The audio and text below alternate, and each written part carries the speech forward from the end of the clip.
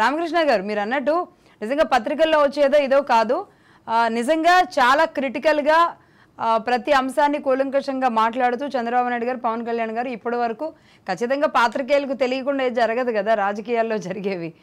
ఇప్పటి వరకు సమావేశం అయ్యారు, ఒక నెంబర్కి కూడా ఫిక్స్ అయిపోయినట్టున్నారు.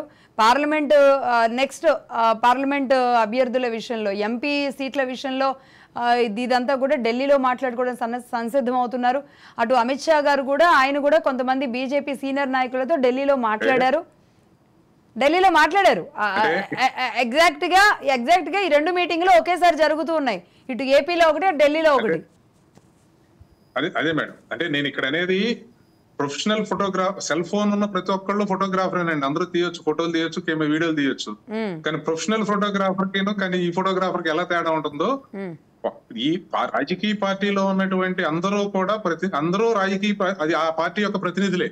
కానీ మేము అధికార ప్రతినిధులు, అఫిషియల్ అధికార ప్రతినిధులు అంటారు. అంటే మేము మాట్లాడానంటే ఇంకా అది this the voice of the party madam. నేను మాట్లాడానంటే అది ఖచ్చితంగా ధృవీకరించినట్టే. అందుకని ఇప్పుడు నేనది అంటే అధికార ప్రతినిధిగా కాకుండా మామూలుగా ఇందాక నేను చెప్పినట్టుగా పార్టీలో ఉన్న ప్రతి కార్యకర్త తెలుగుదేశం పార్టీ యొక్క ప్రతినిధి. ఆయన వారు మాట్లాడొచ్చు పార్టీ యొక్క వాయిస్ ని, పార్టీకి సంబంధించిన విషయాల్ని ప్రతి ఒక్కళ్ళు మాట్లాడుతూనే ఉంటారు. మీరు చూస్తూనే ఉంటారు పత్రికల్లో కేవలం అధికార ప్రతినిధులకు సంబంధించిన మాటలు మాత్రమే, లేదంటే వీడియో అయ్యే రావు. కానీ ఇక్కడ నేను మాట్లాడింది ఇప్పుడు అధికారికంగా చంద్రబాబు నాయుడు గారు ఢిల్లీ వెళ్ళినటువంటి పర్యటన కేవలం పొత్తుల కోసమే వెళ్ళారు అని చెప్పాలి నేను చెప్పానంటే అది అధికారికమైన వార్తే. కాబట్టి ఇప్పుడు ఇంతవరకు మాకు అధికారికమైనటువంటి వార్త రాకుండా లేదా అధికారికమైనటువంటి సమాచారం కాకుండా వచ్చేటువంటి మాటలని మేము ధృవీకరించలేము అంటున్నాను. ఇక్కడ అది మీరు అన్నట్టు అఫీషియల్ కెమెరామెన్ అది అన్నట్టు మీరు కూడా ఇక్కడ లక్ష్మి చెప్పింది కాబట్టి, మేము కూడా ప్రొఫెషనల్ జర్నలిస్టే చెప్పింది కాబట్టి మీరు కూడా ఇందులో ఎంతో కొంత వాస్తవికత ఉంది అని కూడా మీరు అర్థం చేసుకోవచ్చేమో. అంటే మీరు అన్నారు కూడా నేను కూడా చెప్తాను. బట్ కానీ ఇక్కడ చర్చ జరిగిన మాట వాస్తవమే అండి, అక్కడ కూడా చర్చ జరిగిన మాట వాస్తవమే. బట్ ఎన్ని సీట్లకు వెళ్తారు, ఏంటి, కలుస్తారా, కలవరా, లేదంటే చూడాలి. నేనేమంటానంటే ముందుగా ఇటువంటి విషయాల్ని పసిగట్టేది మీడియానే కాబట్టి మీడియా ఇచ్చినటువంటి వార్తల్లో కొంత వాస్తవికత ఉండొచ్చు. అది నేనేమి మీ మీడియా పూర్తిగా పుకారులనే సృష్టించారు, లేనటువంటి దాన్ని మాత్రమే చేస్తున్నారు అనేటువంటిది కూడా నేనేం కామెంట్ చేయట్లే. ఇక్కడ నేను చెప్పేది పొత్తుల కోసమే చంద్రబాబు నాయుడు గారు ఢిల్లీ వెళ్లేది కేవలం ఏదో సంప్రదింపులు, పొత్తులు మాట్లాడుకోవటం కోసం అనేది నేను అధికారికంగా చెప్పబోవడం లేదు. అలానే మీడియాలో వచ్చినటువంటి వార్తలన్నీ కూడా అబద్ధాలే, పుకార్లే అనేటువంటి మాట కూడా నేను చెప్పబోవట్లేదు. సో దీన్ని బట్టి మీరు అర్థం చేసుకోవాలి. ఇందాక జైకర్ బాబు గారు అన్నదానికి ఏం చెప్తారు? జైకర్ బాబు గారు అన్నారు, ఈయన బాల్కోటి గారేమో త్రిశూల వ్యూహం అంటున్నారు, ఆయనేమో ట్రయాంగిల్ లవ్ స్టోరీ అంటున్నారు. సో మొత్తంగా నేను లవ్ స్టోరీ ఆయన అన్నాడు, మీరు త్రిశూల వ్యూహం అంటున్నారు, ఆయనేమో ట్రయాంగిల్ లవ్ స్టోరీ. నేను అన్నది ఏంటంటే లక్ష్మి గారు, బీజేపీ, టీడీపీ, జనసేన కాదు మరో 3 పార్టీలు ఉన్నాయి అక్కడ. వాటిని అసలు గుర్తించట్లా.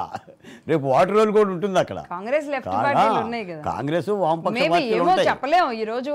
కాబట్టి వీళ్ళు ముగ్గురు కూటమిగా రామకృష్ణ గారు, నేను ఇందాక వారి మాటల్లో ట్రయాంగిల్ లవ్ స్టోరీ అన్నాను. నేను నా ఉద్దేశంగా ట్రయాంగిల్ లవ్ స్టోరీ కాదు. మేము ఎప్పుడు అంటే మిత్రులుగానే ఉన్నాం, మిత్రుడు అన్నాం. కానీ ఆయన వేరే భాషలో చెప్పారు కాబట్టి నేను ఏమన్నానంటే ఆయన భాషలో ట్రయాంగిల్ లవ్ స్టోరీ అని అనుకుంటున్నట్టున్నారు, కానీ మేము మిత్రులమే అని చెప్తున్నాను. అది అవును. సో దీనివల్ల రామకృష్ణ గారు నేను మళ్ళీ మిమ్మల్ని అదే అడుగుతున్నాను, ఇది ప్లస్ అవుతుందా మైనస్ అవుతుందా టీడీపీకి? మీరు ఇప్పుడు బీజేపీ వచ్చి మీతో కలవడం వల్ల వైసీపీకి ఏమైనా ప్లస్ అయ్యే అవకాశాలు ఉన్నాయా?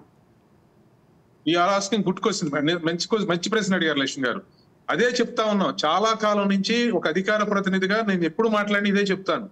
తెలుగుదేశం పార్టీ పొత్తుల వల్ల లాభమా నష్టమా అని చూడలేదు, రాష్ట్ర ప్రయోజనాలను చూసింది అనే మాట చెప్తున్నాను. పొత్తులు పెట్టుకున్న సందర్భంలో గెలిచిన సందర్భం ఉంది, ఓడిపోయిన సందర్భం ఉంది.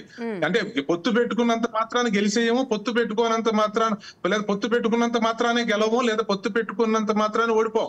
ఇక్కడ చెప్తా ఉంది ఏంటంటే రాష్ట్ర ప్రయోజనాల కోసం ఒకే భావ సారూప్యతతో ఒక ప్రభుత్వం మీద వ్యతిరేకతతో ఎన్ని రాజకీయ పార్టీలు ఒకటవుతున్నాయి అనేది గుర్తుంచుకోవాల్సింది అధికార పక్షం. అది ఇక్కడ అధికార పక్షం గుర్తుంచుకోవాల్సింది ఏంటంటే మిమ్మల్ని నమ్మి మీతో ఒక్క రాజకీయ పార్టీ కూడా 5 సంవత్సరాల కాలంలో ఒక్క పార్టీ ఏ చిన్న పార్టీ అయినా సరే ఆఖరికి ఏ చిన్న పార్టీ అసలు రిజిస్టర్డ్ పార్టీ ఆఖరికి ఒక రిజిస్టర్ అయిన ఎన్నికల కమిషన్ దగ్గర రిజిస్టర్ అయిన పార్టీ కూడా వైఎస్ఆర్ ప్రభుత్వం 5 సంవత్సరాలు అద్భుతంగా పనిచేసిందని ఒక్కళ్ళన్నా మాట్లాడారా మీరు చెప్పండి.